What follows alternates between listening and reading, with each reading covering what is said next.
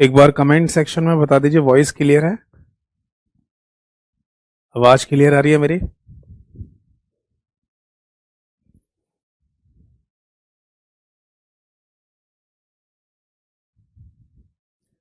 एक बार comment section में बता दीजिए वॉइस क्लियर है मेरी, आवाज सही आ रही है।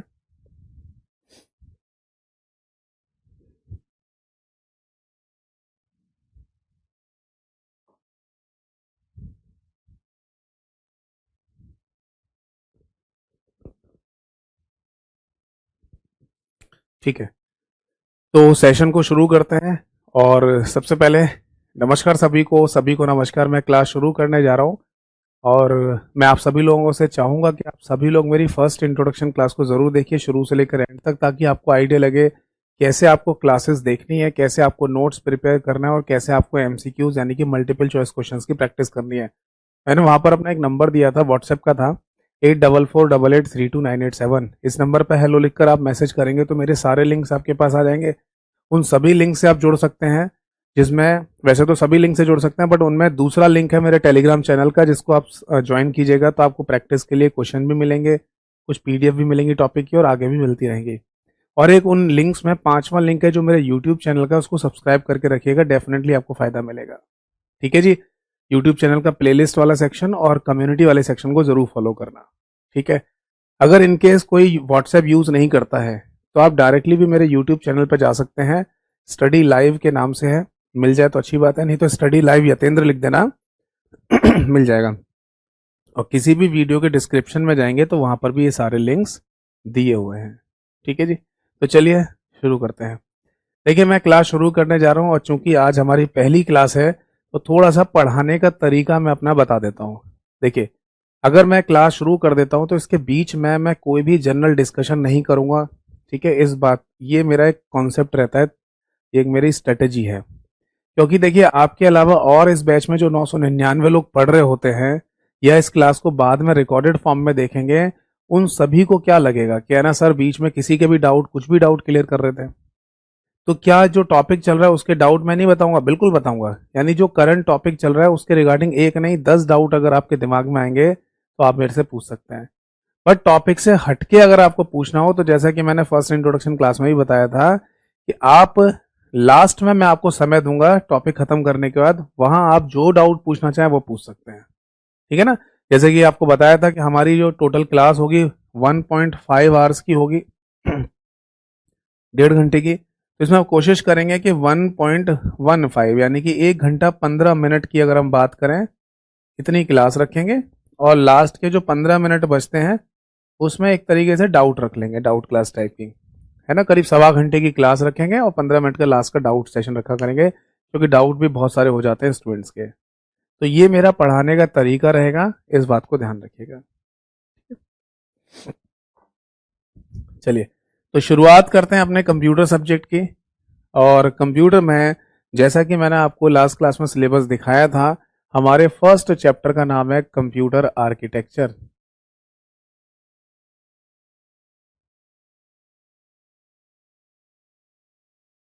ठीक है, हिंदी में क्या कहा जाएगा? इसे कंप्यूटर की संरचना कहा जाता है।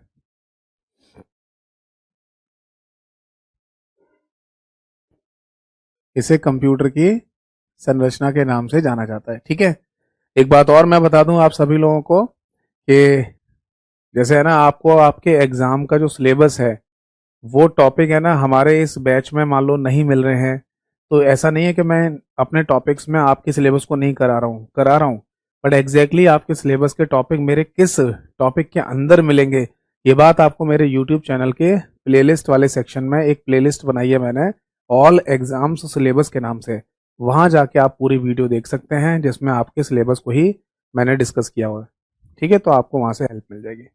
तो चलिए शुरू करते हैं। देखिए, कंप्यूटर आर्किटेक्चर यानी कि कंप्यूटर की संरचना हमारा सबसे पहला चैप्टर है। और मैं ये समझता हूँ कि कंप्यूटर आर्किटेक्चर को अगर कोई समझता है, पढ़ता है, तो डेफिनेटली है ना आपको बहुत सारी बातें क्लियर हो जाएंगी। हम यहाँ पर क्या क्या डिस्कस करेंगे? हम यहाँ पर है ना एक कंप्यूटर का स्ट्रक्चर पूरा समझेंगे, एग्जैक्टली कंप्यूटर में कौन सी चीज क्या होती है।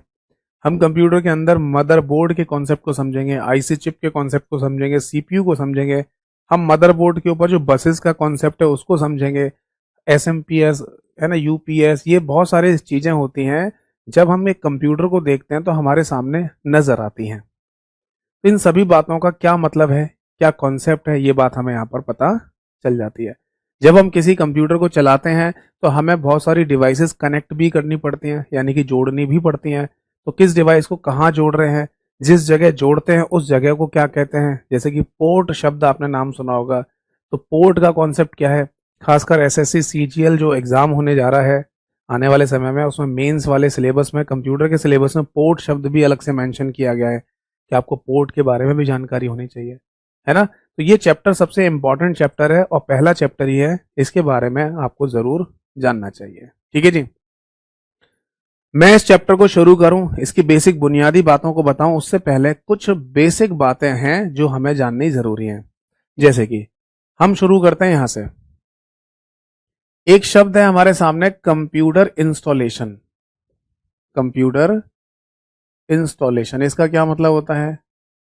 अगर आप कहना चाहें तो ऐसे बोल सकते हैं कि कंप्यूटर को तैयार करना। कंप्यूटर को तैयार करना, इंस्टॉलेशन का मतलब होता है तैयार करना। जैसे मान लीजिए कि कोई काम है ना आप करने जा रहे हैं और वो प्रॉपर तरीके से या सुचारू रूप से मतलब स्टार्ट हो चुका है, तो आप बोल सकते हैं इसका इंस्टॉलेशन हो चुका है। जैसे आपने ये इंस्टॉलेशन शब्द तब भी सुना होगा जब आपके घर में दीवार पर एक एलईडी लगी होगी। ये शब्द आपने तब भी सुना होगा जब आपके घर में एसी लगा होगा, जब आपके घर में कोई वॉशिंग मशीन लगी होगी तब भी ये शब्द आपने सुना होगा। ऐसा बोला जाता है कि आपके घर में दीवार पर अगर एलईडी टीवी लगानी है तो इसका इंस्टॉलेशन के लिए एक आदमी को भेजा जाएगा, एक इंजीनियर को भेजा जाएगा जो आपके घर आके ये सारा काम करेगा। सुना है ना आपने? तो यानी सीधा सा मतलब है कि इंस्टॉलेशन का मतलब कि वो तैयार करके जाएगा प्रॉपर तरीके से कि आप टीवी देख पाए आराम से। तो इंस्टॉलेशन शब्द ही वहां पर इस्तेमाल में लाया जाता है। क्लियर है? तो जैसे ही कंप्यूटर को हम इस्तेमाल करने से पहले पूरा तैयार कर रहे हैं, तो तैयार करने का मतलब क्या है? तैयार करने का मतलब दो शब्दों से है, एक तो कंप्यूटर शब्द और एक होता है आईओ डिवाइसेस। आईओ डिवाइसेस का मतलब है इनपुट आउटपुट डिवाइसेस, यानी कंप्यूटर में वो डिवाइसेस जो इनपुट का काम करेंगी डाटा को देने का, और वो डिवाइसेस जो कोई कंप्यूटर का आउटपुट देने का काम करेंगे हमारी तरफ। ऐसे समझ लो कि कुछ डिवाइसेस के जरिए हम कंप्यूटर के अंदर डेटा दे रहे हैं तो वो इनपुट डिवाइस है, और कुछ डिवाइसेस के जरिए यूजर को कुछ मिल रहा है वो आउटपुट डिवाइस के जरिए मिलेगा। समझ में आ गया? नहीं, जैसे कीबोर्ड माउस है, इनके जरिए कंप्यूटर में डेटा अंदर जाता है, और मॉनिटर स्क्रीन या प्रिंटर के जरिए बाहर निकलता है। बाहर निकलने का मतलब कि प्रिंटर के जरिए हार्ड कॉपी बाहर निकलती है और मॉनिटर के जरिए हम स्क्रीन पर देख पाते हैं, तो वो आउटपुट डिवाइसेस है। तो देखिए, कंप्यूटर को तैयार करने का मतलब आप कंप्यूटर को और इनपुट आउटपुट डिवाइसेस को तैयार कर रहे हैं। ठीक है जी। अब आप बोलेंगे sir input output devices computer के अंदर नहीं आती हैं क्या? देखिए आती तो हैं, बट हम यहां जो कंप्यूटर शब्द लिख रहे हैं इसका एग्जैक्टली मीन क्या है वो मैं आपको समझाता हूं। देखो, इसका मतलब तीन चीजों से होता है। क्या? आपके कंप्यूटर की मेमोरी, यानी कि आपके कंप्यूटर में आपने सुना होगा एक रैम यानी रैंडम एक्सेस मेमोरी नाम की मेमोरी लगी होती है। आपने ना अपने कंप्यूटर के अंदर एक शब्द सुना होगा जिसे प्रोसेसर कहा जाता है। ये बेसिकली सीपीयू को ही बोलते हैं, सेंट्रल प्रोसेसिंग यूनिट को, ये नाम भी आपने सुना होगा। और एक नाम और होता है, that is input output processor. Input output processor, इसका मतलब कि जो इनपुट डिवाइस और आउटपुट डिवाइस आपने अपने कंप्यूटर के साथ अटैच किए हैं उनको अलग से मैनेज या प्रबंध करने का काम इनपुट आउटपुट प्रोसेसर का होता है कंप्यूटर के अंदर। समझ में आया नहीं आया? यानी अब आप ऐसे समझ लो कि अगर आप एक कंप्यूटर सिस्टम को देख रहे हैं तो उसमें मेमोरी यानी रैम भी होगी, उसमें सीपीयू भी होता है, इनपुट आउटपुट प्रोसेसर भी होगा, और इनपुट आउटपुट डिवाइसेस आप उसमें कंप्यूटर में कनेक्ट करेंगे। ठीक है ना? तो कुछ इस तरीके से हम अपने कंप्यूटर को देखते हैं। तो जो कंप्यूटर शब्द आपसे कहा जा रहा है ना, उसका मतलब होता है मेमोरी, सीपीयू और इनपुट आउटपुट प्रोसेसर, जो इनपुट और आउटपुट डिवाइसेस को प्रबंध करने का काम करता है, मैनेज करने का काम करता है। अब इसके अंदर भी इंपॉर्टेंट होता है प्रोसेसर, यानी कि कंप्यूटर का दिमाग, यानी कि सीपीयू। देखो, सीपीयू के अंदर आपने तीन नाम सुने होंगे, एएलयू,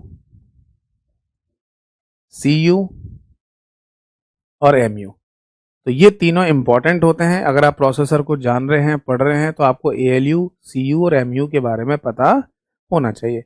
इनकी फुल फॉर्म मैं यहाँ पर लिख देता हूँ, बाकी आपको शायद पता भी होगी इनकी फुल फॉर्म। इसको एरिथमेटिक लॉजिक यूनिट के नाम से जाना जाता है। सीयू का फुल फॉर्म होता है कंट्रोल यूनिट, और एमयू का फुल फॉर्म होता है मेमोरी यूनिट।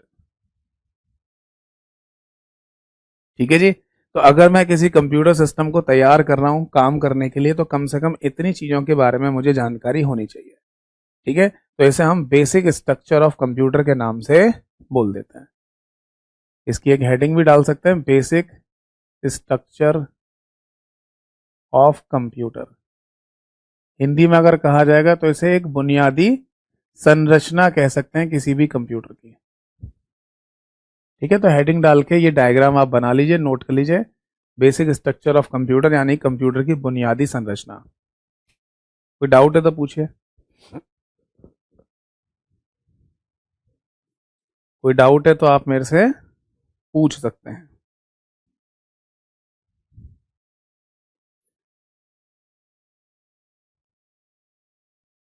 ठीक है, मेरे साथ साथ नोट करते जाइएगा। ठीक है, पेन पेपर लेके बैठिए, मेरे साथ साथ नोट करते जाइए। एक डाउट आया अंजलि का, सर इनपुट आउटपुट प्रोसेसर के बारे में बताइए। बेटा, इनपुट आउटपुट प्रोसेसर का मतलब होता है कि हमारे कंप्यूटर के अंदर जो भी इनपुट डिवाइस या जो भी आउटपुट डिवाइस कनेक्ट की जाती है, उस डिवाइस का डेटा इनपुट आउटपुट प्रोसेसर के जरिए ही कंप्यूटर में अंदर दिया जाता है। देखो एक बात बता दूं, आगे हम इन बातों को और डिटेल में समझेंगे, फिलहाल बेसिक बुनियादी बातों को जानिए। हमारे कंप्यूटर का मुख्य घटक या मेन कंपोनेंट सीपीयू है, यानी जो भी कुछ पहुंचेगा वो इसी के पास पहुंचेगा, जिसे सेंट्रल प्रोसेसिंग यूनिट के नाम से बोलते हैं। ठीक है ना। तो इस सेंट्रल प्रोसेसिंग यूनिट के पास जो डेटा पहुंचता है वो एक तो रैम के जरिए भी पहुंचा देते हैं, दूसरा इनपुट और आउटपुट डिवाइसेस का डेटा है वो इनपुट आउटपुट प्रोसेसर के जरिए पहुंचता है। ठीक है, चलो एक काम करते हैं, हम एक डायग्राम की बात करते हैं, बेसिक डायग्राम। देखो, इस बात को आपको हमेशा के लिए ध्यान रखना है। हमारे कंप्यूटर में एक एचडी नाम का शब्द होगा, इसे हार्ड डिस्क कहते हैं। एचडी का मतलब क्या है, पहले तो ये नोट कर लेना आप बेटा। ठीक है, इसके बाद देखिए एचडी का मतलब क्या है, हार्ड डिस्क। ठीक है, आप अपने कंप्यूटर में सारा डेटा जो भी स्टोर करते हैं वो हमारे कंप्यूटर की या आपके कंप्यूटर की हार्ड डिस्क में ही स्टोर होता है। जैसे कई बार आप बोलते हैं ना कि मैंने कंप्यूटर में फाइल डाल दी है, मैंने कंप्यूटर में कोई फोटो डाल दी है, मैंने कंप्यूटर में बायोडेटा या रिज्यूम को डाल दिया है, मैंने कंप्यूटर में ये डाल दिया, मैंने कंप्यूटर में वो डाल दिया। तो कोई आपसे पूछ भी ले कि कंप्यूटर में कहाँ डाल दिया है ये तो बताओ, तो आप बोले सर कंप्यूटर में डाल दिया। अरे कंप्यूटर में कहाँ, कंप्यूटर में 20 बातें होती हैं। तो आपको जवाब देना है कि कंप्यूटर की हार्ड डिस्क में हमने ये डाटा स्टोर किया है। यानी कंप्यूटर के अंदर हार्ड डिस्क एक परमानेंट भंडारण इकाई होती है, भंडारण स्टोरेज या स्टोरेज बोलते हैं इसको। ठीक है, तो जो भी डाटा आप अपने कंप्यूटर के अंदर सेव करते हैं, रखते हैं, वो कंप्यूटर की हार्ड डिस्क में ही रखा जाता है। ठीक है जी। अब मान लीजिए आपकी कोई फाइल नहीं है, आप बस ये कह रहे हैं कि मैं कंप्यूटर को ऑन करना चाहता हूं, कंप्यूटर को चलाना चाहता हूं, तो भी आपके कंप्यूटर की जो अंदर की या आंतरिक रूप की जो फाइलें हैं वो भी आपके कंप्यूटर की हार्ड डिस्क में ही रखी होती हैं। यानी इधर तो आपने कंप्यूटर का पावर का बटन दबाया, यानी कंप्यूटर ऑन करने के लिए, तो सारी फाइलें जो कंप्यूटर को चलाने के लिए आवश्यक होती हैं, रिक्वायरमेंट होती है जिनकी, वो सब भी हार्ड डिस्क के अंदर ही रखी होती हैं और हार्ड डिस्क से आगे भेजी जाएंगी। कहाँ भेजी जाएंगी, कंप्यूटर की रैम में।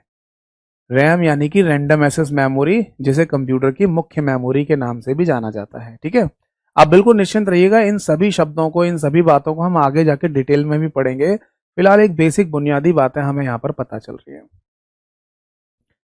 रैम से इस डाटा को आगे की तरफ भेजा जाता है, तो फिर आएगा यहाँ पर सीपीयू, सेंट्रल प्रोसेसिंग यूनिट।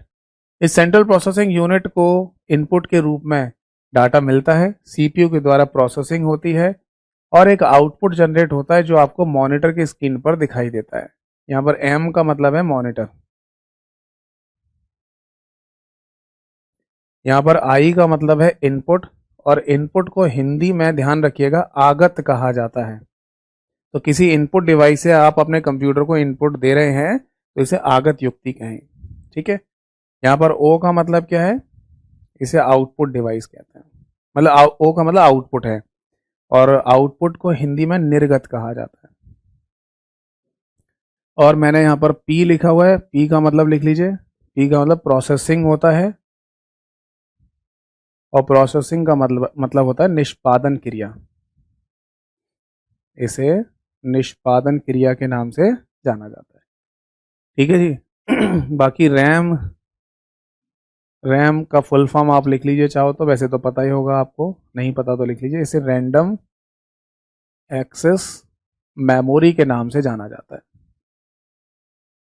ठीक है बेटा, अनूप बेटा आपको समझ में आ गई? हाँ, मैं एक बार फिर से रिवाइज कराऊंगा, पहले बेसिक बुनियादी बातों को समझ लीजिए। यहाँ पर रोहित पूछते हैं सर एसएसडी क्या होगा? सर एसएसडी बेटा आगे पढ़ेंगे अभी, है ना, अभी हमें एसएसडी की जरूरत नहीं पड़ रही है, तो एसएसडी को अभी हम यहाँ पर नहीं पढ़ेंगे, आगे पढ़ेंगे, जब जरूरत पड़ेगी तो पढ़ेंगे। अभी जितना मैं समझा रहा हूं उतना पढ़िए, और इसमें कोई डाउट है तो पूछिए। तो देखिए, ये जो बेसिक डायग्राम हमने समझा है ना, इसको हमें हमेशा याद रखना है कि कंप्यूटर में सारा डेटा हमारा परमानेंट कहां पर स्टोर रहता है, कहां पर भंडार रहता है? कंप्यूटर की हार्ड डिस्क में।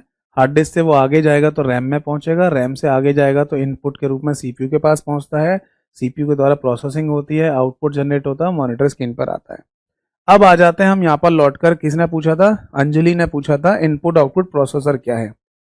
अब होता क्या है कि जो डेटा कंप्यूटर की हार्ड डिस्क में डला हुआ है, जैसे आपकी फोटो, जैसे आपकी कोई audio video, Word, Excel, PowerPoint, PDF, कोई भी फाइल हो, वो सब यहाँ पर है, और यहां से आगे की तरफ बढ़ेगा, यहां से आगे की तरफ बढ़ेगा।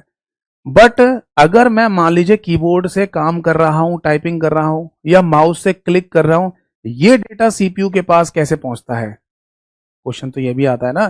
जैसे मेरी वर्ड, एक्सेल, पीडीएफ और ऑडियो वीडियो इमेज कोई भी फाइल हो, वो तो चलो कंप्यूटर की हार्ड डिस्क में है, हार्ड डिस्क से रैम, रैम से सीपीयू तक पहुंच गई। बट अगर मैं कीबोर्ड से भी तो टाइपिंग कर रहा होता हूँ, माउस से भी तो क्लिक कर रहा होता हूँ, ये डाटा सीपीयू के पास कैसे पहुंचता है? तो पता चला कि वो डाटा ऐसे नहीं पहुंचता, वो पहुंचता है इनपुट आउटपुट प्रोसेसर के जरिए। बेसिकली उसका अपना एक नाम होता है जिसे डीएमए कंट्रोलर कहते हैं। इसे डीएमए कंट्रोलर के नाम से जाना जाता है, और इस डीएमए कंट्रोलर के जरिए बेसिकली सीपीयू तक डाटा पहुंचाते हैं इनपुट आउटपुट डिवाइसेस का। जैसे कि आपके पास कीबोर्ड है या आपके पास माउस है, इसका डेटा अगर आपको सीपीयू तक पहुंचाना है, भाई आप क्या टाइप कर रहे हो, क्या आप माउस से क्लिक कर रहे हो, ये बात सीपीयू तक पहुंचेगी या नहीं? और सीपीयू तक जब तक नहीं पहुंचेगी तब तक मॉनिटर स्क्रीन पर आउटपुट नहीं आएगा। समझे ना इस बात को? भाई आपको ये तो दिमाग में रखना ही रखना है कि ये है कंप्यूटर का दिमाग। आपको अपने दिमाग में ये बात रखनी है कि कंप्यूटर का दिमाग सीपीयू है, यानी हर वो चीज जो आप कंप्यूटर में कर रहे हैं, वो सारा डेटा, वो सारी चीजें आपके कंप्यूटर के सीपीयू तक पहुंचानी होती हैं। जब ये सीपीयू के पास पहुंच जाएगी, तब जाके ये आउटपुट निकाल के देगा, यानी कि निर्गत निकालेगा, और मॉनिटर की स्क्रीन पर हमें दिखाई देता है या नहीं? तो चाहे तो कंप्यूटर की हार्ड डिस्क जिसमें हमारा सारा डाटा परमानेंट स्टोर रहता है, वो इस तरीके से पहुंचेगा, और चाहे तो हम किसी इनपुट या आउटपुट डिवाइसेस की बात करें, वो डेटा भी हमारा सीपीयू के पास पहुंचेगा, बट वो बेसिकली पहुंचाया जाता है एक डीएमए कंट्रोलर के द्वारा। अब आप बोलेंगे एक और नया शब्द आ गया है, तो सर डीएमए, इसकी फुल फॉर्म क्या है? डीएमए का मतलब होता है बेटा direct memory access. Direct memory access कहने का मतलब होता है कि हम बीच में यहाँ पर रैम का इस्तेमाल ना करते हुए सीधे सीपीयू तक पहुंचा दें डेटा। अगर हम रैम का इस्तेमाल ना करते हुए सीधे सीपीयू तक डाटा पहुंचा दें, तो वो डीएमए कंट्रोलर के जरिए जाएगा, और ये डीएमए कंट्रोलर ही हमारा इनपुट आउटपुट प्रोसेसर के नाम से जाना जाता है। बताइए बेटा अंजलि, आपको ये बात समझ में आई या नहीं? एक तो हमारे कंप्यूटर में प्रोसेसर जिम्मेदार तो है ही, जिसे सीपीयू कहा जाता है, जिसे कंप्यूटर का दिमाग भी कहते हैं, क्योंकि इसके बिना तो सारी कहानी खत्म है। मेमोरी की जरूरत तो हमें पड़ेगी पड़ेगी, क्योंकि मेमोरी यानी रैम ही डाटा सीपीयू तक पहुंचाती है। बट तब क्या, जब कीबोर्ड और माउस जैसी डिवाइसेस से आप डाटा अंदर कंप्यूटर में भेजते हैं, तो वो डाटा रैम के थ्रू ना भेजकर हमने एक अलग से प्रोसेसर लगा दिया जिसके जरिए भेज रहे हैं। अब बात ये आती है कि सर अलग से प्रोसेसर क्यों लगाया? खुजली हो गई हमारे दिमाग में। हमें नहीं समझ में आ रहा है सर अलग से क्यों लगाया, ऐसे ही कोई कॉन्सेप्ट नहीं बना सकते थे? तो देखिए इसका रीजन है मेमोरी के ऊपर लोड का ज्यादा न बढ़ने देना। क्या मतलब? नाम में पूछ लिया कि इनमें से कौन सा माइक्रो कंप्यूटर का उदाहरण होता है, तो देखिए डेस्कटॉप कंप्यूटर क्या होता है? अगर किसी टेबल के ऊपर रखा हुआ कंप्यूटर आप देखते हैं, देखा है ना, किसी टेबल के ऊपर परमानेंट फिक्स रहता है, टीवी जैसा साइड में डब्बा, फिर कीबोर्ड माउस लगे रहता है, वो आपका डेस्कटॉप कंप्यूटर होता है। लैपटॉप आपने देखा ही है, मतलब पोर्टेबल कंप्यूटर होता है, स्क्रीन खोलो, काम करो, बंद करके बैग में डाल के चल दो कहीं पर। ये नोटबुक क्या चीज होती है? नोटबुक बेसिकली लैपटॉप जैसा ही एक डिवाइस बनाया गया था या कंप्यूटर बनाया गया था, बट 2015 के बाद से लैपटॉप और नोटबुक में कोई अंतर नहीं है, दोनों सेम ही है। एक्चुअल में नोटबुक नाम से ही पता चल रहा है कि आपको नोट्स तैयार करने वाला एक कंप्यूटर बना के दिया जाए, यानी उसका स्पेशली पर्पज ही यही है कि आप नोट्स वगैरह या पढ़ाई से रिलेटेड ही काम करें। लैपटॉप में मल्टीपर्पज चीजें, आप कोई भी काम कर सकते हैं, जरूरी नहीं है कि पढ़ाई से रिलेटेड ही काम करें, इंटरनेट से रिलेटेड कर सकते हैं, फोटोशॉप कर सकते हैं, डिफरेंट टाइप ऑफ जो भी काम करना चाहें लैपटॉप के जरिए कर सकते हो।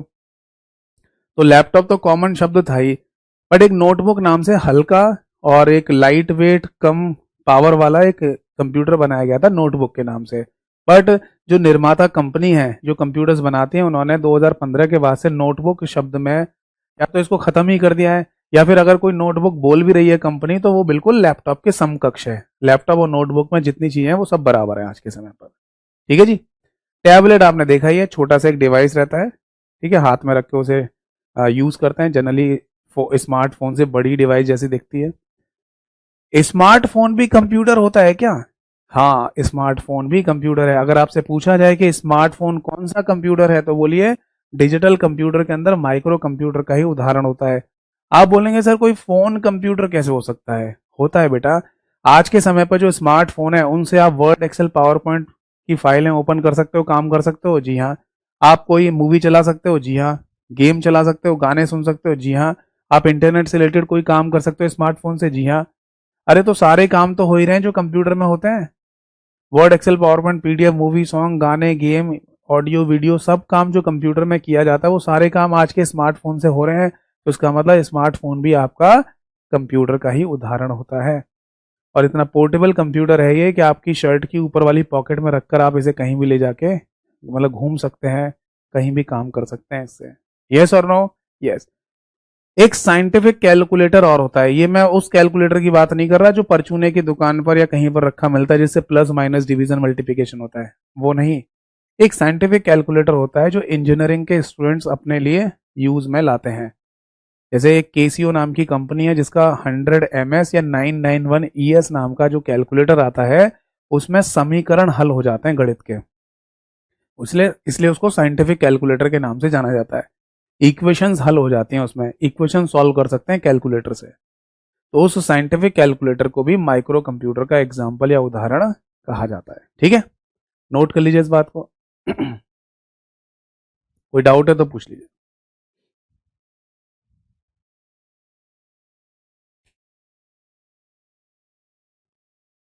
देखिए अरमान ने लिखा है कि सर लाइव क्लास नहीं चल रही है, बफरिंग कर रही है। तो बेटा आज फर्स्ट इंट्रोडक्शन क्लास मतलब फर्स्ट क्लास है, तो ये बात भी मैं क्लियर कर दूं आपको कि जब मैं लाइव क्लास लेता हूं तो उस समय अपने स्मार्टफोन के अंदर भी क्लास को चला लेता हूं।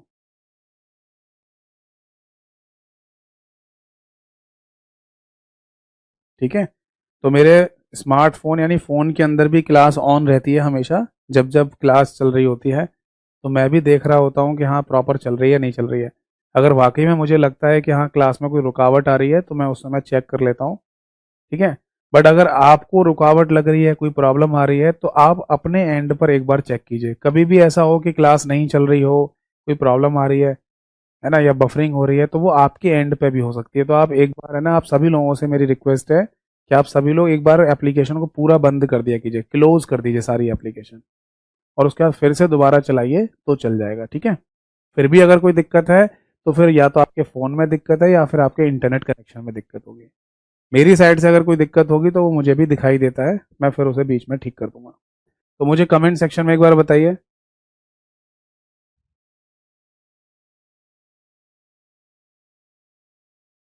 मुझे एक बार कमेंट सेक्शन में बताइए सब कुछ ठीक चल रहा है या नहीं।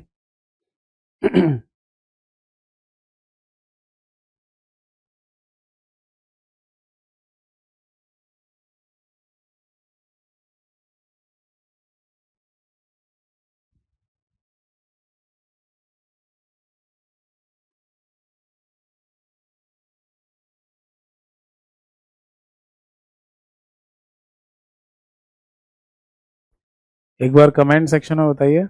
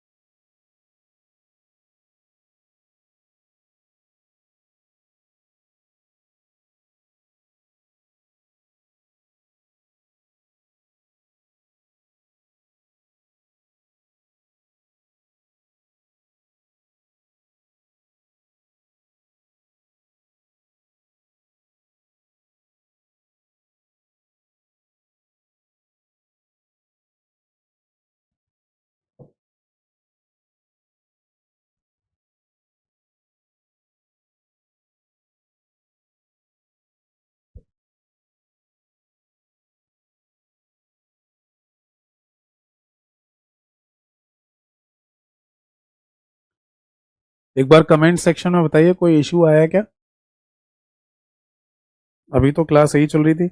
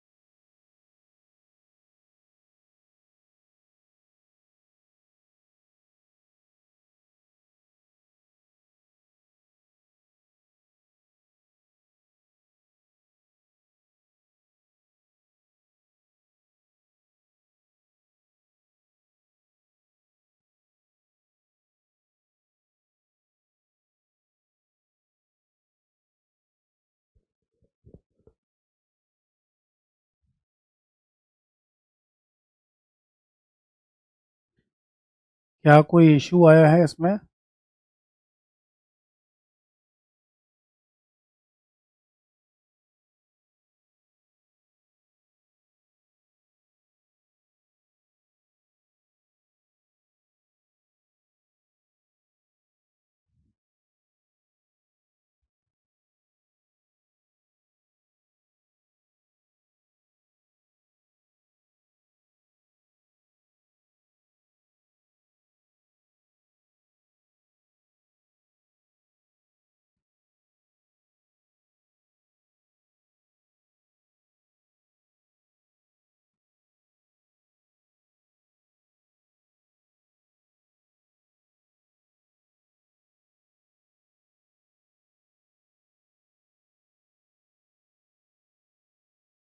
अभी ठीक है सब कुछ।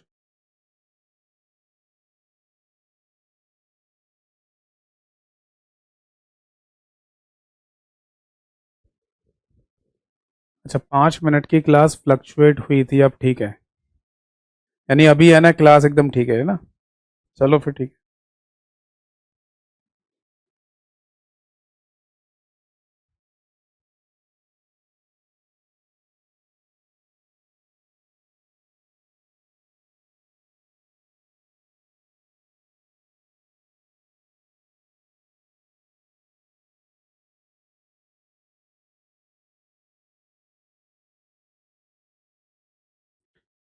चलिए, कोई टेक्निकल एरर आ गई होगी या कोई टेक्निकल इशू की वजह से वो 5 मिनट का बीच में सेशन गायब हो गया है, या बफरिंग कर गया था।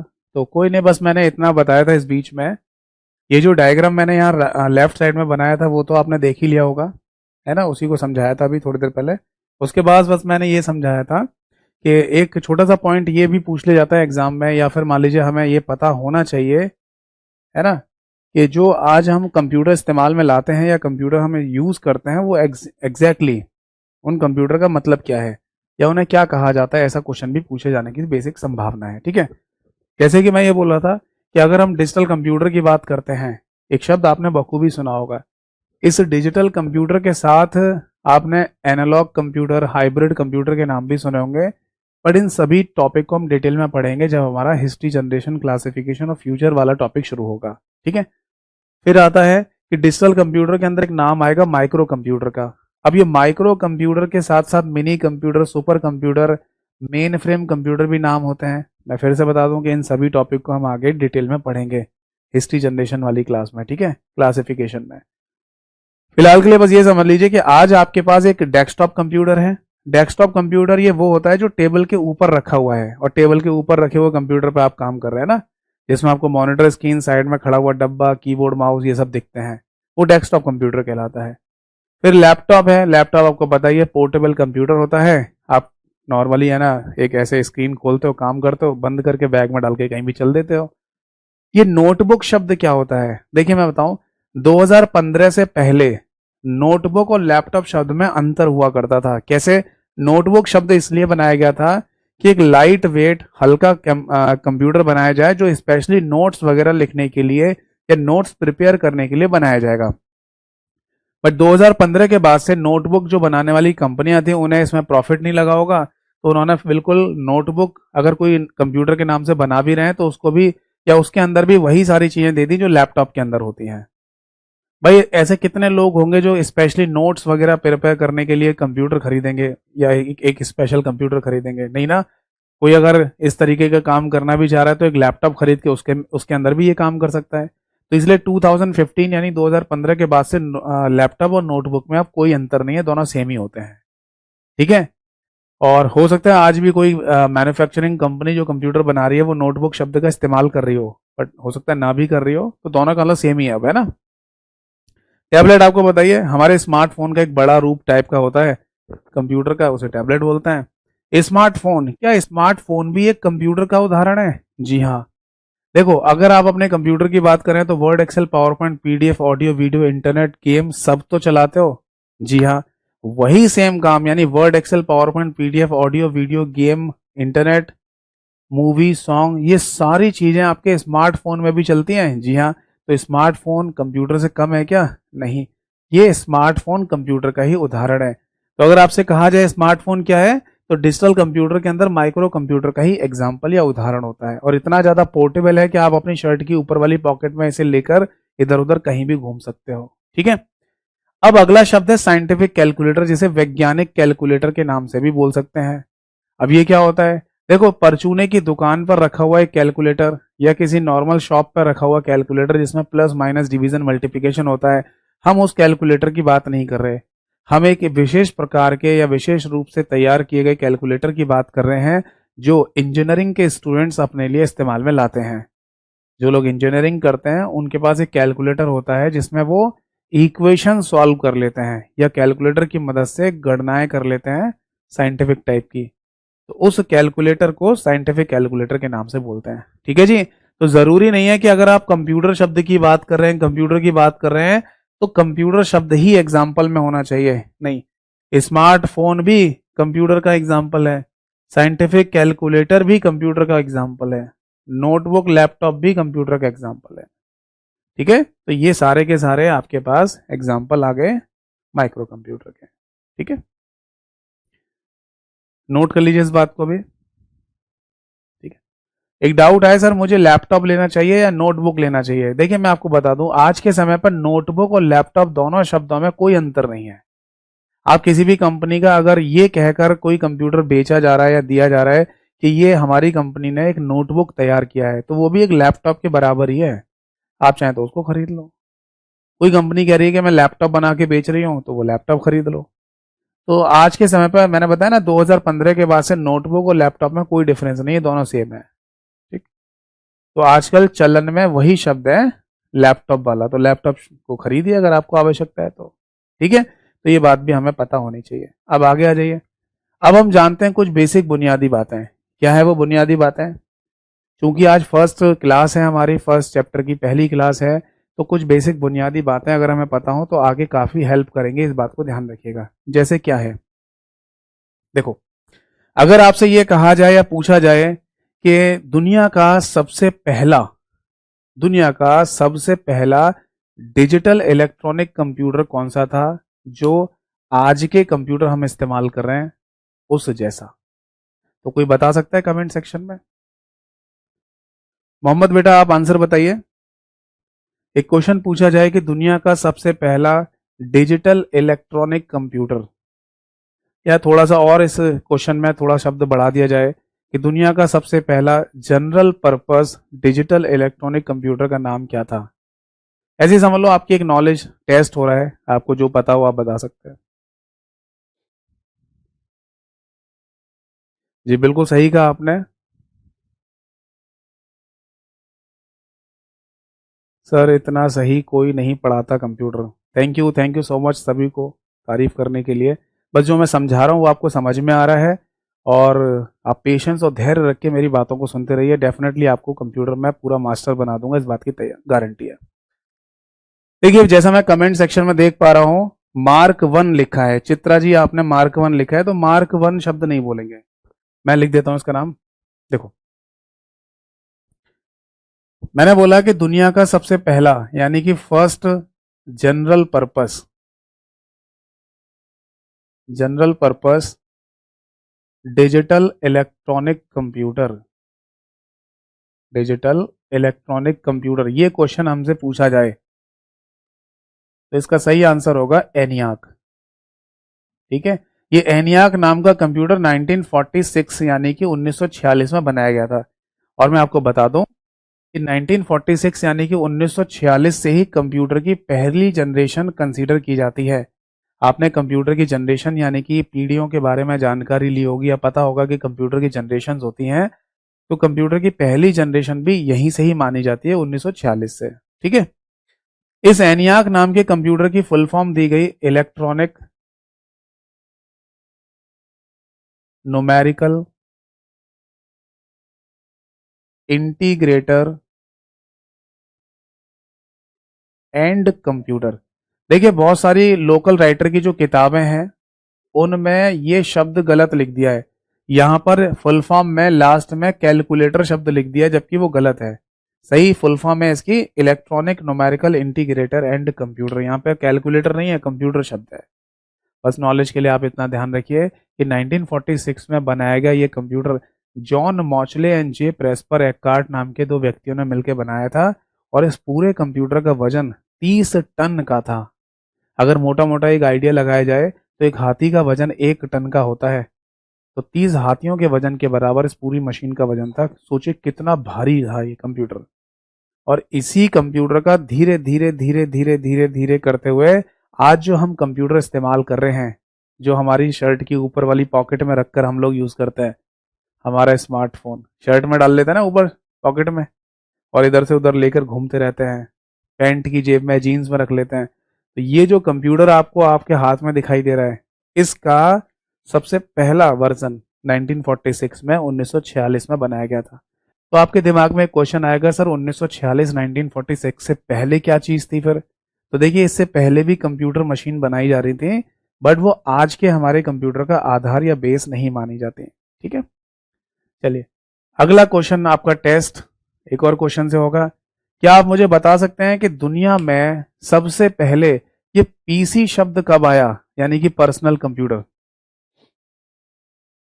दुनिया में पीसी शब्द सबसे पहले कब आया? मोहम्मद बेटा बताओ आंसर क्या है इसका।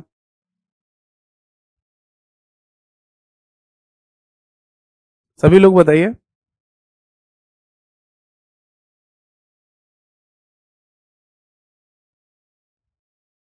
जहां तक मैं देख पा रहा हूं आपका नाम एम डी लिखा हुआ है, शायद मोहम्मद होगा, आपने आधा अधूरा नाम डाला है। तो मेरे को कमेंट सेक्शन में एम डी शब्द लिखा हुआ दिखाई दे रहा है, तो शायद मोहम्मद है आपका नाम। तो बताइए, पहले जो मैं बातें बता रहा हूँ उसको समझिए, है ना, जनरल डिस्कशन क्लास के लास्ट में। तो देखिए मैं बताता हूँ आपको, दुनिया में सबसे पहले 1962 यानी कि 1962 की है, तब ये शब्द आया था पीसी। इससे पहले पीसी शब्द का कोई भी इस्तेमाल नहीं करता था। पीसी शब्द का फुल फॉर्म होता है पर्सनल कंप्यूटर। Personal computer. अब अगर आपसे ये पूछा जाए कि किसी डेस्कटॉप कंप्यूटर की हम बात करते हैं तो क्या इसको भी पर्सनल कंप्यूटर कह सकते हैं? जी हाँ।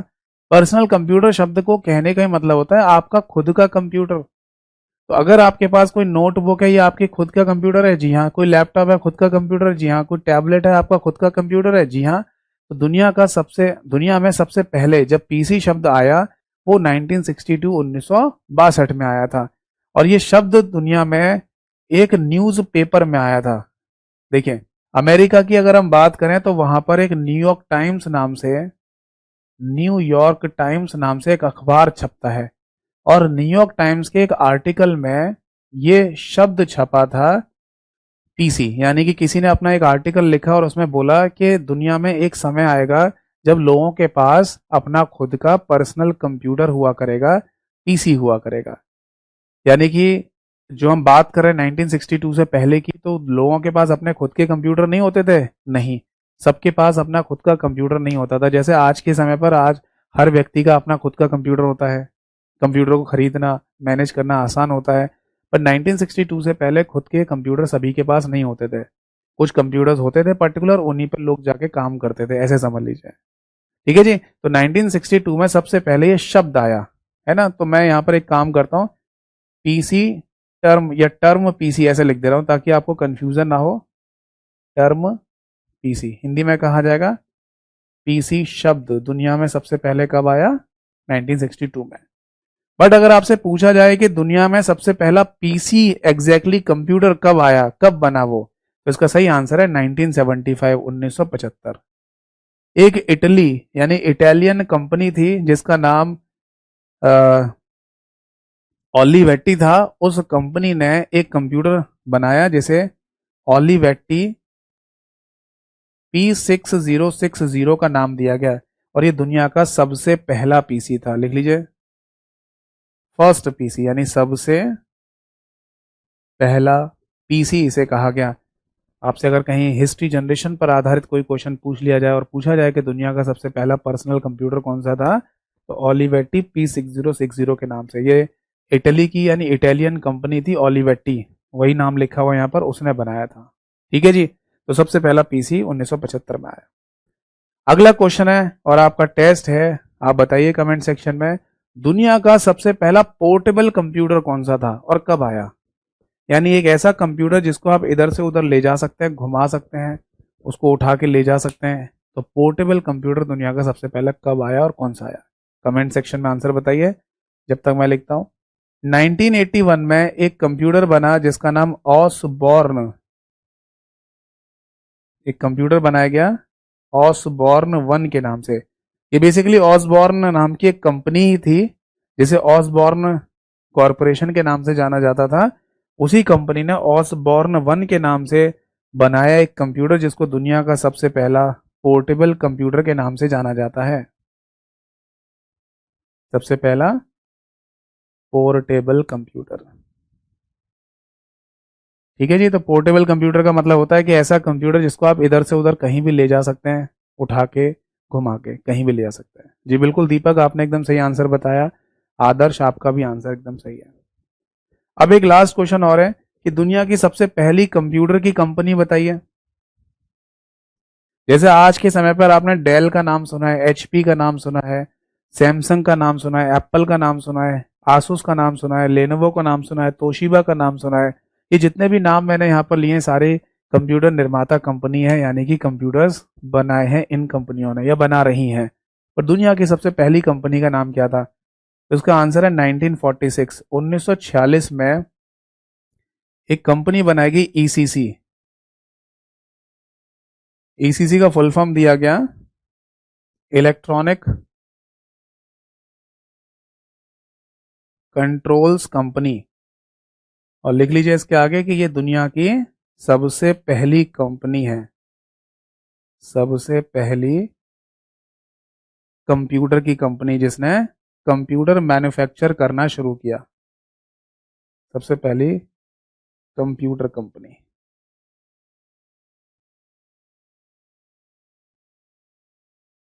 क्लियर, समझ में आ गया? तो देखिए ये कुछ बेसिक बुनियादी पॉइंट है जो आपको पता होने चाहिए। तो दुनिया की सबसे पहली इलेक्ट्रॉनिक कंट्रोल्स कंपनी 1946 में ही बनी थी, 1946 में। और आपको बता दूं कि 1946 में बनने वाली ईसीसी कंपनी को भी उन्हीं दोनों व्यक्तियों ने बनाया था जिसने general purpose digital electronic computer बनाया था, यानी कि एनियाक। ठीक है, 1946 में ही एनियाक बना और तभी ये कंपनी एस्टेब्लिश कर दी गई।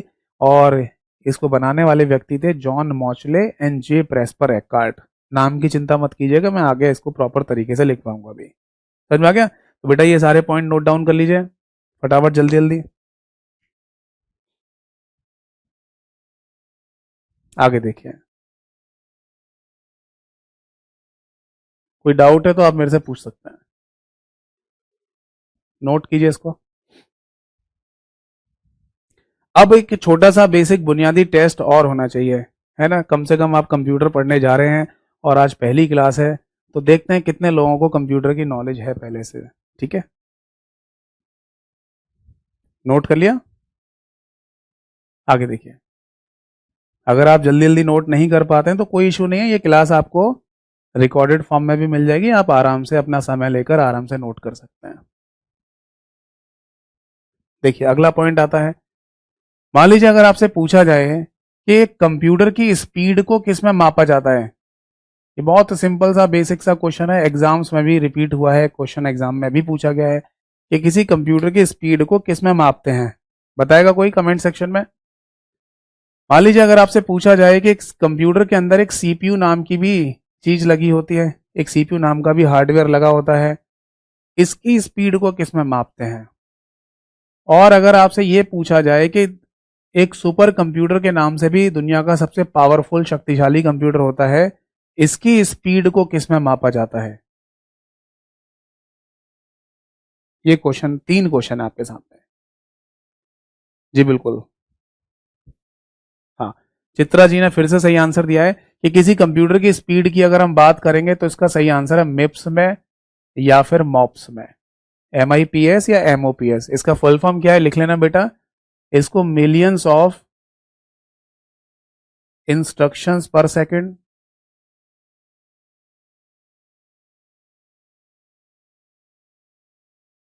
ठीक है, या फिर इसी को मिलियंस ऑफ ऑपरेशन पर सेकंड के नाम से बोला जाता है,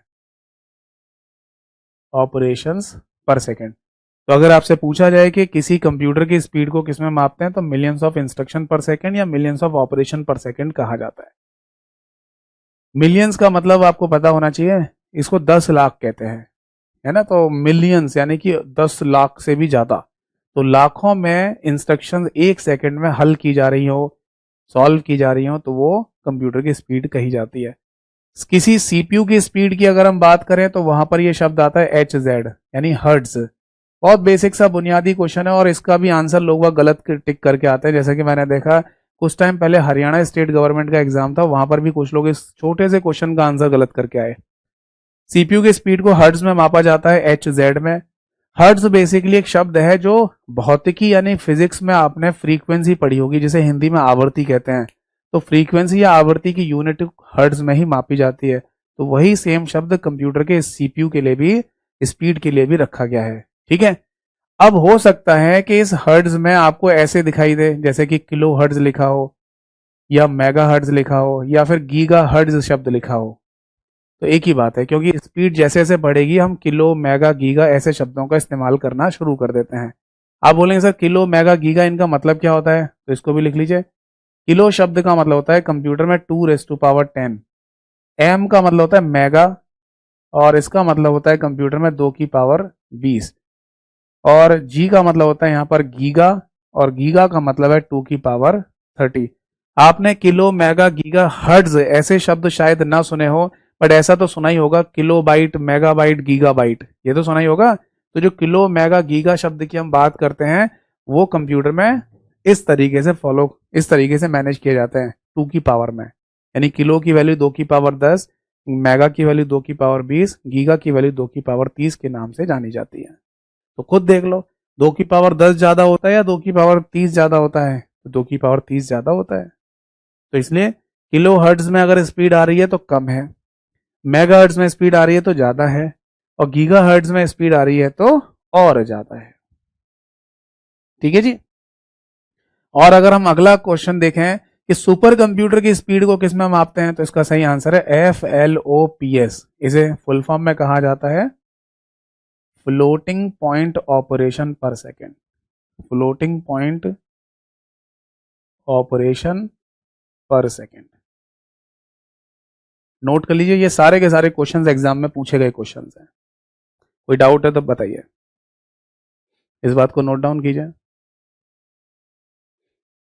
एक कमेंट आया आकृति जी का, सर ऑसबॉर्न वन किस कंपनी ने बनाया था। ऑसबॉर्न वन ऑसबॉर्न कॉरपोरेशन नाम की ही कंपनी थी, ऑसबॉर्न कॉरपोरेशन कंपनी, ठीक है, उसने बनाया था। बाकी आप निश्चिंत रहिए, ये तो जस्ट आपका एक टेस्ट चल रहा है कि आपको कंप्यूटर के रिगार्डिंग कोई नॉलेज है भी या नहीं, थोड़ा बहुत कंप्यूटर के बारे में जानते भी है या नहीं। बाकी तो है ना, इन सभी को डिटेल में, और इसमें बहुत सारे पॉइंट्स हैं, वो सब हम पढ़ेंगे हिस्ट्री, जनरेशन, क्लासिफिकेशन और फ्यूचर ऑफ कंप्यूटर वाले चैप्टर के अंदर। ठीक है, चलिए, मुझे देखकर अच्छा लग रहा है कि आप में से बहुत सारे लोग हैं जिनको जिनको ये सारे पॉइंट्स पता हैं पहले से, यानी कि आप कंप्यूटर के बारे में नॉलेज रखते हैं। और ऐसे ही स्पिरिट आपके अंदर होनी चाहिए, तभी आप कंप्यूटर में सारे क्वेश्चन सही कर पाएंगे, वरना कोई तरीका नहीं है। आपके अंदर एक स्पिरिट होनी चाहिए कंप्यूटर को समझने की, सीखने की, तभी आप कंप्यूटर में मार्क्स लेके आ पाएंगे। कुछ बेसिक बुनियादी क्वेश्चन और पूछ लेता हूं। जैसे है ना, आपसे ये क्वेश्चन पूछा जाए फादर को लेकर, बहुत सिंपल सा बेसिक से क्वेश्चन है, बच्चा बच्चा जानता है इस बात को तो आज के समय पर, कि कंप्यूटर के फादर किसे कंसीडर किया जाता है। फादर ऑफ कंप्यूटर यानी कंप्यूटर का पिता किसे कहा जाता है।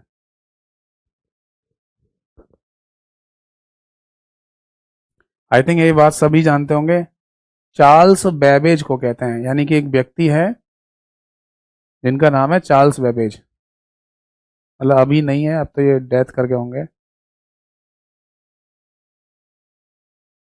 ठीक है, तो चार्ल्स बेबेज नाम के व्यक्ति जिनको फादर ऑफ कंप्यूटर के नाम से जाना जाता है। ठीक है, अब जो क्वेश्चन मैं पूछ रहा हूं, ये एक एग्जाम में क्वेश्चन पूछा गया, और देखते हैं कितने लोगों को इस क्वेश्चन का आंसर पता है।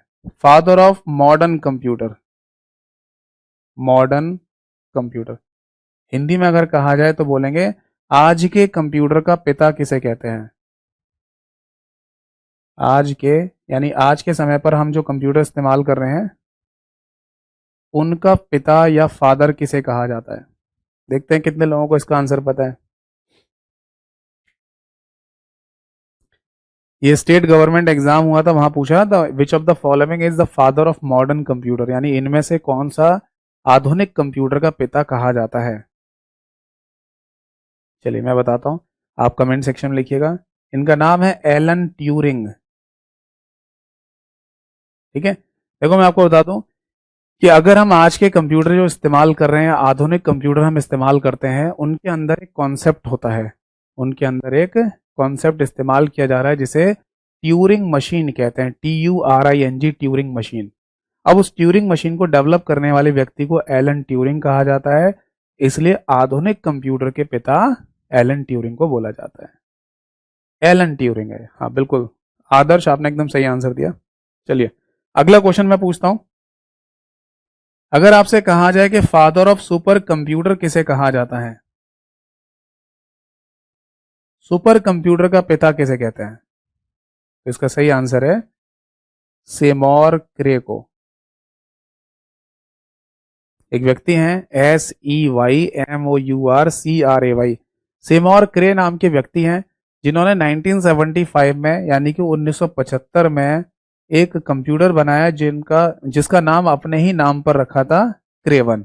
और इसे बनाने के बाद सेमोर क्रे को फादर ऑफ सुपर कंप्यूटर की उपाधि दे दी गई।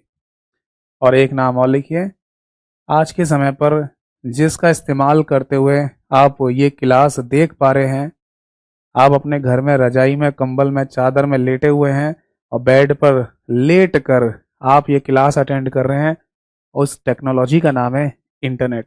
तो इंटरनेट के पिता किसे कहा जाता है? तो इसका सही आंसर है विंटन ग्रे सर्फ। यहां लिख देता हूं, लिख लीजिए Vinton grey, GRAY grey CERF। तो विंटन ग्रे सर्फ नाम के व्यक्ति हैं जिनको फादर ऑफ इंटरनेट के नाम से जाना जाता है। ठीक है जी, नोट कर लीजिए इन पॉइंट्स को, इंपॉर्टेंट है। और जैसे कि मैंने बताया अभी आपको कि आधुनिक कंप्यूटर के पिता वाला क्वेश्चन रिसेंटली एक स्टेट गवर्नमेंट एग्जाम में भी पूछा गया है, तो ऐसे क्वेश्चन अक्सर रिपीट भी होते हैं। चलिए, तो फाइनली है ना, हमें ये पता चल गया कि आप सभी लोगों को कुछ ना कुछ जानकारी है कंप्यूटर के बारे में। अच्छा लगेगा, कंप्यूटर पढ़ने में मज़ा आएगा, इंटरेस्टिंग क्लास होने वाली है, बहुत सारे पॉइंट्स आपको पता चलने वाले हैं। ठीक है, तो फाइनली अब हम अपना प्रॉपर तरीके से कंप्यूटर आर्किटेक्चर वाले टॉपिक को शुरू करते हैं। चलिए देखिए, कंप्यूटर आर्किटेक्चर टॉपिक की शुरुआत होती है एक डायग्राम से, जिसे आप पीसी का डायग्राम भी कह सकते हैं, या फिर ऐसे बोल दीजिए कि ये जो डायग्राम आपके सामने दिखाई दे रहा है, इसे डेस्कटॉप कंप्यूटर कहा जाता है ना। आपके घर में किसी टेबल पर, किसी मेज पर ऐसा कंप्यूटर आपको रखा हुआ दिखाई देता है? हाँ, दिखाई देता है, या दिखाई देता होगा अगर किसी यहाँ जाकर आप टेबल पे ऐसा कंप्यूटर रखा हुआ देखते होंगे, है ना। उसमें आपको मॉनिटर स्क्रीन दिखती होगी, कीबोर्ड माउस भी दिखता होगा। तो पहली बात तो मेरी ये है कि ये जो कंप्यूटर आपको दिखाई दे रहा है डायग्राम में, क्या मैं इसे डेस्कटॉप कंप्यूटर कह दूं या फिर केवल डेस्कटॉप कह दूं? मैं यहाँ पर या लगा के केवल डेस्कटॉप शब्द इस्तेमाल कर सकता हूं। केवल कमेंट सेक्शन में यस और नो में आंसर दीजिए। केवल आपको यह बताना है कि क्या ये डायग्राम आपके सामने जो दिखाई दे रहा है, इसे मैं हमेशा डेस्कटॉप कंप्यूटर बोलूं या डेस्कटॉप बोलकर भी काम चल सकता है? अगर मैं इसे केवल डेस्कटॉप बोल सकता हूं तो केवल यस और नो में आंसर दीजिए। चलिए, इस क्वेश्चन का सही आंसर मैं बताता हूं कि हम इसे केवल डेस्कटॉप कभी नहीं बोल सकते। अगर आप अभी तक इसे डेस्कटॉप ही कहते आ रहे हैं तो ये गलत शब्द आप इस्तेमाल कर रहे हैं। तो फिर आपके दिमाग में आएगा कि सर कभी डेस्कटॉप शब्द पूछा जाए तो उसका सही आंसर क्या होगा? तो मैं आपको बता दूं, IBPS PO का एग्जाम था।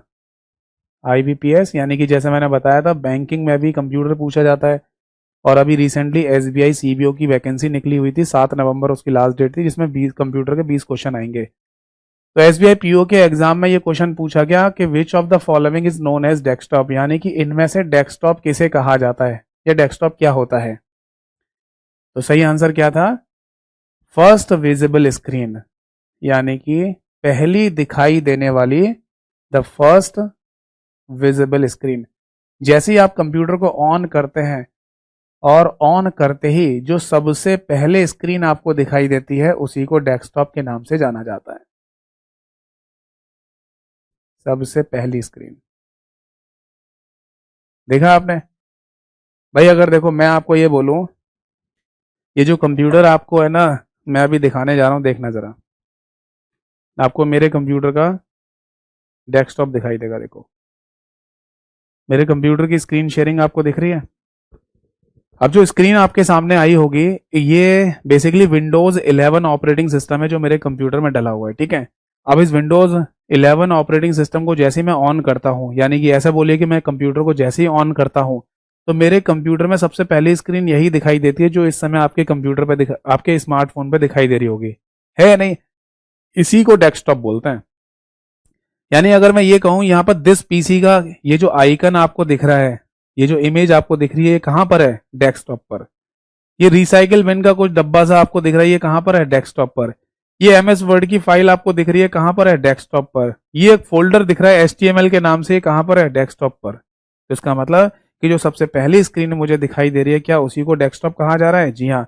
और अगर मैं कंप्यूटर को शट डाउन कर दूं तो डेस्कटॉप कहीं होगा ही नहीं। यानी कंप्यूटर के बंद कर देने पर, शट डाउन कर देने पर डेस्कटॉप खत्म हो जाता है। इस बात को ध्यान रखिएगा, ठीक है। अब बेसिक बुनियादी बातें जान लीजिए। ये है कंप्यूटर का डेस्कटॉप, जहां पर आपको मेरा पॉइंटर मूव करते हुए दिखाई दे रहा होगा, ये पॉइंटर कहते हैं। यहाँ पर जो आपको ये साइड में दिख रहे हैं, इनको आइकन्स कहते हैं। ये नीचे आपको सबसे नीचे पट्टी दिखाई दे रही है, इसको टास्क बार कहते हैं, ठीक है। और यहाँ सबसे पहला एक बटन टाइप का बन रहा है, इसे स्टार्ट मेन्यू आइकन के नाम से बोला जाता है, जिसमें ऑल प्रोग्राम्स की लिस्ट आपको देखने को मिलेगी। तो फिर से सुन लीजिए, जैसे ही आप कंप्यूटर को ऑन करते हैं तो सबसे पहले डेस्कटॉप दिखता है, यानी कि पहली स्क्रीन। उसके ऊपर पॉइंटर मूव करते हुए दिखाई देता है, जो मैं माउस से इधर उधर घुमा रहा हूँ। ये आपको आइकन्स दिखाई देते हैं विभिन्न प्रकार की फाइलों के। नीचे की लाइन दिखाई देती है जिसे टास्क बार बोलते हैं, और उस लाइन में सबसे पहला बटन जिससे ऑल प्रोग्राम की लिस्ट खुल के आती है, उसे स्टार्ट मेन्यू आइकन बोलते हैं, या स्टार्ट मेन्यू कहा जाता है। क्लियर, समझ में आया? तो है ना, बिल्कुल प्रैक्टिकल करते हुए भी मैं सारी चीजों को आपको समझाता जाऊंगा, दिखाता जाऊंगा, निश्चिंत रहिए। तो आईबीपीएस पीओ एग्जाम में जो क्वेश्चन पूछा गया, ये समझ में आ गया आपको? तो डेस्कटॉप क्या होता है? पहली दिखाई देने वाली स्क्रीन। चलिए, तो बात करते हैं कि अगर मैं किसी डेस्कटॉप कंप्यूटर को देख रहा हूं, तो उसमें ये क्या है? मॉनिटर। ये क्या है? कीबोर्ड। और ये क्या है? माउस। ये जो साइड में खड़ा हुआ डब्बा आपको दिखाई दे रहा है, इसे क्या बोलते हैं? कमेंट सेक्शन में बताइए जल्दी से।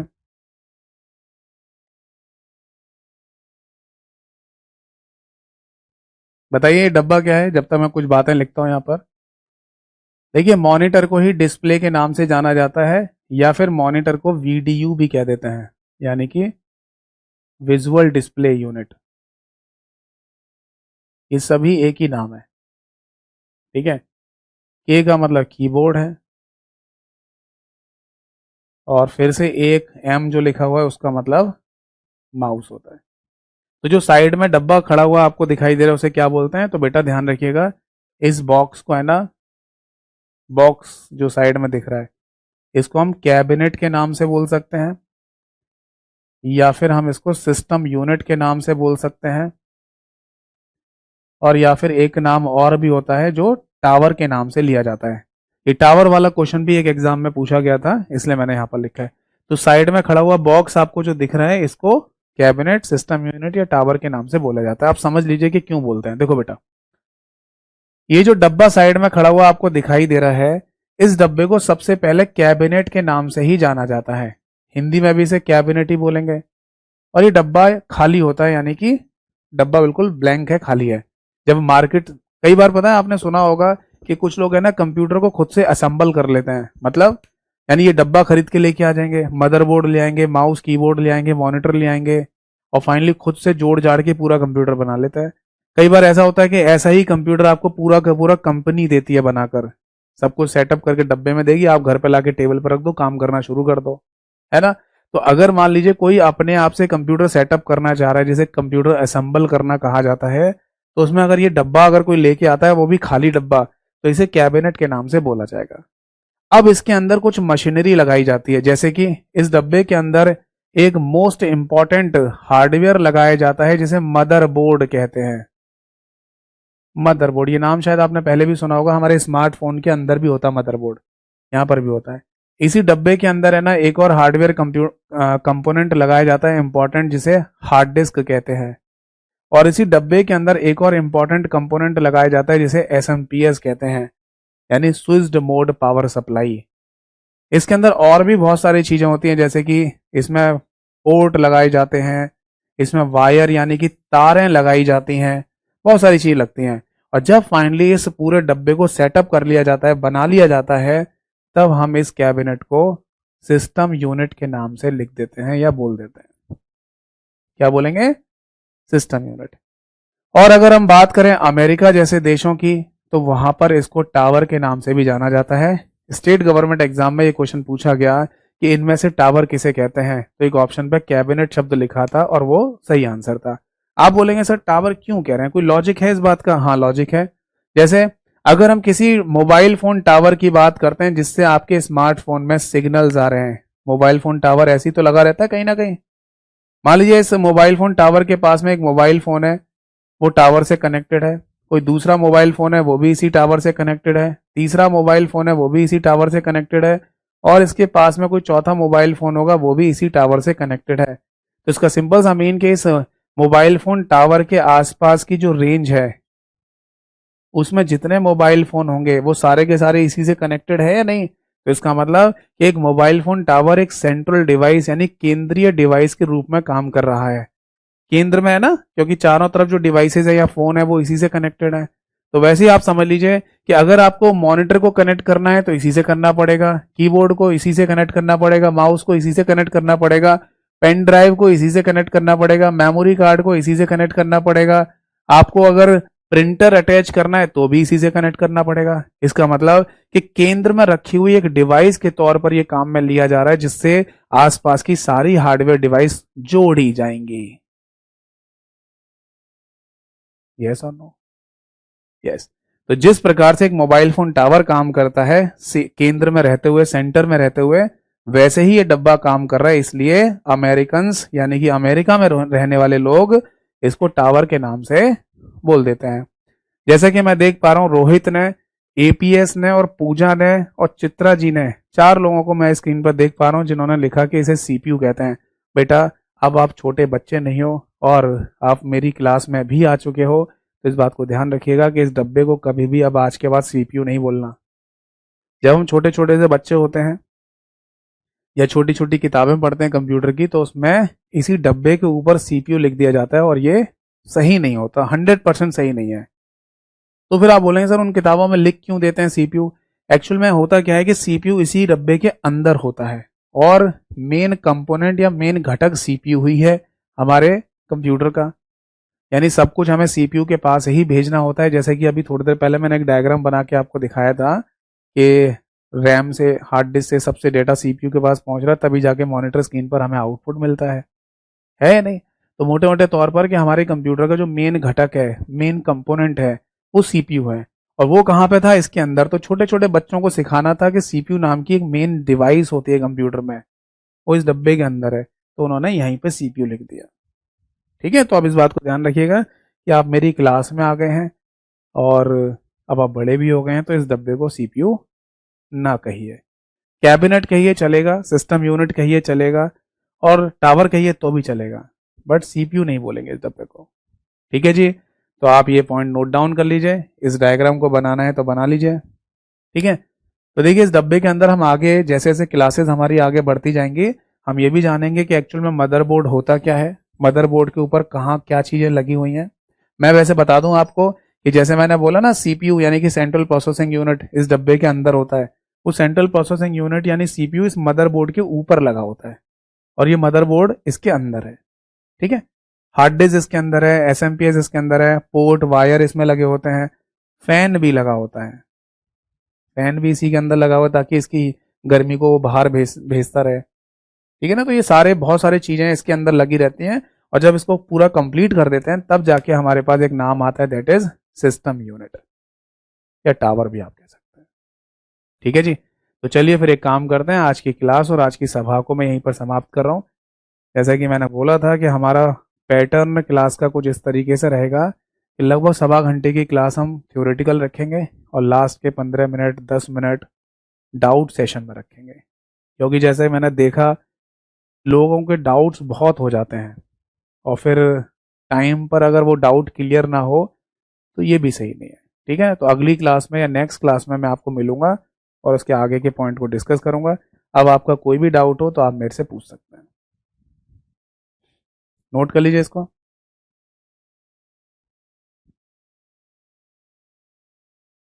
अब आपका डाउट इस टॉपिक के रिगार्डिंग हो वो भी पूछ सकते हैं, इस टॉपिक से हटके भी हो वो भी पूछ सकते हैं, जो आपको पूछना है पूछ सकते हैं। कोशिश कीजिएगा कि क्वेश्चन टाइप में ही हो, ये नहीं कि आप पूछने लगो सर बताइए शाही पनीर कैसे बनता है, अब ये बता दो जरा, है ना? ऐसे डाउट नहीं, मतलब कोई क्वेश्चन डाउट हो वो पूछेगा।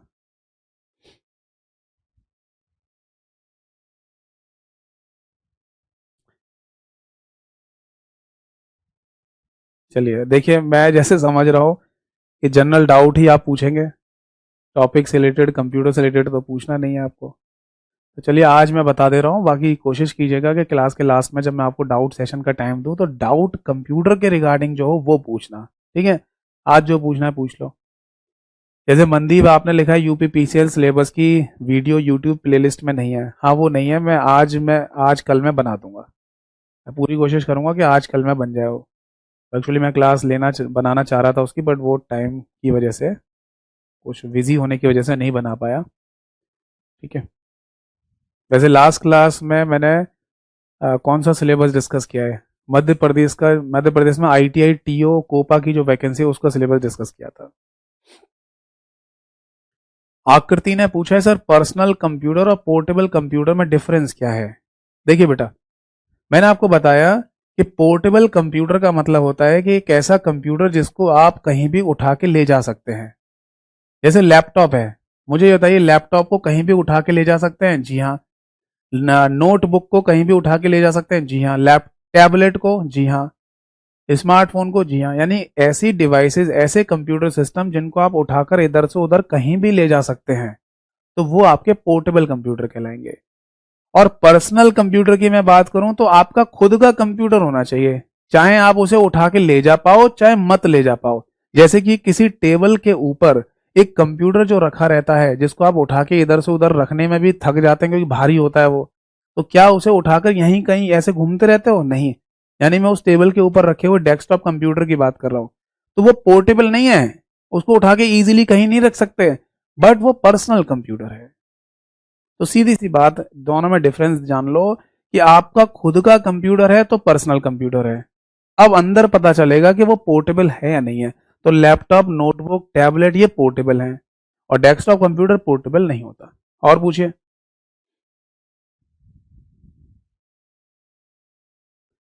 सर आप पढ़ाते ऐसे ही हैं जिससे टॉपिक से रिलेटेड कोई डाउट बचता ही नहीं है। चलिए थैंक यू सो मच मेरे भाई, थैंक यू। आपको समझ में आ रहा है, बस इतना ही चाहिए मुझे। सर आपसे एक हेल्प चाहिए, रोहित जी पूछते हैं सर आपसे हेल्प चाहिए, मुझे लैपटॉप लेना है ऑफिस वर्क के लिए, तो प्रोसेसर कौन सा लूँ, i5 या i3? देखिए मैं आपको बोलूंगा कौन है, रोहित जी। i3 प्रोसेसर से भी काम हो जाता है, ये भी ठीक है ना। कोर i3 लेना चाहें तो ले सकते हैं, बट अगर आपको कुछ ऐसे सॉफ्टवेयर्स पे काम करना है जो थोड़े हैवी सॉफ्टवेयर हैं, या ऐसा लग रहा है कि कुछ और सॉफ्टवेयर्स पे जैसे काम करना पड़ेगा आने वाले समय में, तो मैं समझ रहा अगर थोड़ा सा बजट आपका है तो कोर i5 तो ले ही लो आप कम से कम, क्योंकि इसके आगे है ना कोर i7 भी है, कोर i9 भी है। तो आप जितना पीछे की तरफ हार्डवेयर को ले रहे हैं ना, उतना समझ लीजिए कि आपके उस कंप्यूटर को कम समय मिल रहा है। कम समय मिल रहा है मतलब समझ रहे हैं, जैसे कि टेक्नोलॉजी आगे बढ़ रही है तो चीजें बड़ी और ज्यादा होने लगती हैं, और हमारा कंप्यूटर पीछे रह गया है, कम हार्डवेयर कम चीजों वाला, तो फिर मैनेज नहीं कर पाएगा आने वाले समय में। आपने सुना है ना कि कोई फोन एक साल पहले लिया था तब तो बहुत बढ़िया चल रहा था, आज वो हैंग करता है। क्यों हैंग करता है? क्योंकि आज के समय की चीजें बढ़ चुकी हैं। कल उस फोन के रिगार्डिंग दो चीजें थी बस, आज उसी फोन के रिगार्डिंग मार्केट में चार चीजें हैं, अब चारों चीजें उसी फोन में आ जाएंगी जो दो चीजें थी उसके अंदर पहले। तो जब दो दुगना लोड बढ़ गया ना, तो वो हैंग करने लग जाता है। तो कहा जाता है भाई इसकी तो डेट हो गई भाई, पुराना हो गया, नया लो। अब जो नया फोन लेके आओगे वो चार चीजों को हैंडल करने में सक्षम होगा, कैपेबल होगा। अभी एक साल बाद देखना मार्केट में आठ चीजें आ गई होंगी। अब आठ चीजों को उसी फोन के अंदर घुसाने की कोशिश करोगे ना, तो वो हैंग करना शुरू कर देगा। तो इसीलिए मैं बोल रहा हूँ कि अगर मान लो i5 तक जा सकते हो, बजट है आपका, तो इसको ले लो तो ज्यादा सही है। सर सॉफ्टवेयर को इंस्ट्रक्शन क्यों कहते हैं? देखो, सॉफ्टवेयर को बेसिकली इंस्ट्रक्शन नहीं कहते, इसका पूरा कॉन्सेप्ट है कुछ इस तरीके से, सभी लोग सुनिए। इंस्ट्रक्शन शब्द का मतलब होता है अनुदेश, है ना। आदेश ऐसा शब्द भी कह सकते हैं, अनुदेश कह दो, ऐसे बोल दी जाए कि अगर मैं कुछ अनुदेश दे रहा हूँ, आदेश दे रहा हूँ कि भैया ऐसे ऐसे काम करना है, ऐसे ऐसे काम करना है, ऐसे ऐसे काम करना है, तो ये इंस्ट्रक्शन कहलाएंगी, ठीक है जी। अब आपकी कई सारी इंस्ट्रक्शन बन जाए तो आप उनका सेट बना सकते हैं, या कह सकते हैं वो सेट बन गया है, यानी कि समूह बन गया है। भाई मैंने बोला तुम भाई ये काम करना, तुम ये काम करना, तुम ही को ये काम करना है, तुम ये काम भी कर देना, ये क्या है? इंस्ट्रक्शन ही तो है, अनुदेश अनुदेश दे रहा हूं मैं। अब जितनी इंस्ट्रक्शन मैंने दी उनको सभी को एक साथ रख दिया गया तो सेट बना दिया, तो सेट ऑफ इंस्ट्रक्शन को कहते हैं प्रोग्राम। क्या बोलते हैं? प्रोग्राम कहते हैं। जो किसी ना किसी प्रोग्रामिंग भाषा में लिखे जाते हैं, यानी कि सी, सी प्लस प्लस, जावा या पाइथन में। और जब पता चला कि आपने बहुत सारे प्रोग्रामों को इकट्ठा कर दिया है, यानी कि कलेक्शन ऑफ प्रोग्राम बना दिया है, तो उसी को सॉफ्टवेयर के नाम से जाना जाता है। ठीक है जी। यानी कि जब आप प्रोग्राम्स का समूह बना देते हैं, कलेक्ट कर देते हैं, एक साथ रखते हैं उन्हें, तो फिर वो सॉफ्टवेयर बन जाता है। सर यूनिवैक क्या है?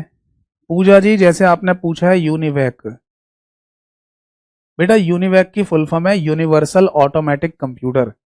यूनिवर्सल ऑटोमेटिक कंप्यूटर, ये 1951 में 1951 में बना एक कंप्यूटर था।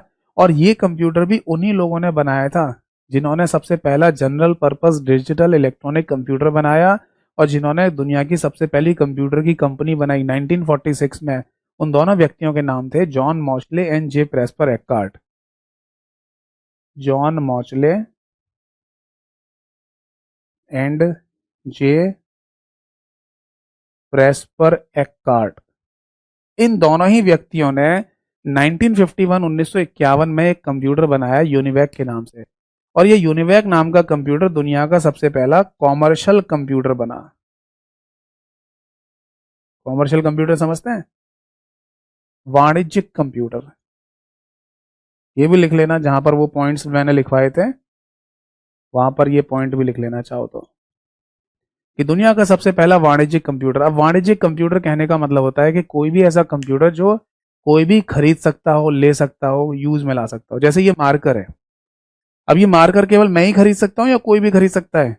कोई भी खरीद सकता है। मार्केट में जाओ, ये दुकानों पे मिलता है, पैसे दो, ले आओ उससे। तो इसका कमर्शलाइजेशन हो रहा है, ये वाणिज्यिक रूप से इस्तेमाल में लाया जा रहा है। यानी ये दुकानों पर अवेलेबल है, पैसे दो, खरीद के लेके आओ, यूज कर लो। तो 1951 में दुनिया का सबसे पहला वाणिज्यिक कंप्यूटर बना यूनिवैक के नाम से। इससे पहले के कंप्यूटर वाणिज्यिक नहीं होते थे, यानी कि सबको नहीं मिलते थे। अब क्या होने लग गया था, 1946 में, 1946 में कंपनी बन गई थी, इन्हीं दोनों व्यक्तियों ने बना दी थी। अब लोग इनको ऑर्डर देते थे, भाई हमें कंप्यूटर चाहिए, ये बना के दे देते थे। तो यूनिवैक से शुरुआत हुई थी 1951 से। और कोई क्वेश्चन है किसी का? चलिए, तो आई थिंक है ना, अब किसी का कोई डाउट है नहीं। अगर होगा भी तो आगे डिस्कस करेंगे, और आने वाली आगे की क्लास में मैं इसके आगे ही डिस्कशन शुरू करूंगा। इसी तरीके से आराम आराम से पढ़ते रहेंगे, देखना बहुत सारी नॉलेज, बहुत सारा ज्ञान हमें मिल जाएगा कंप्यूटर में।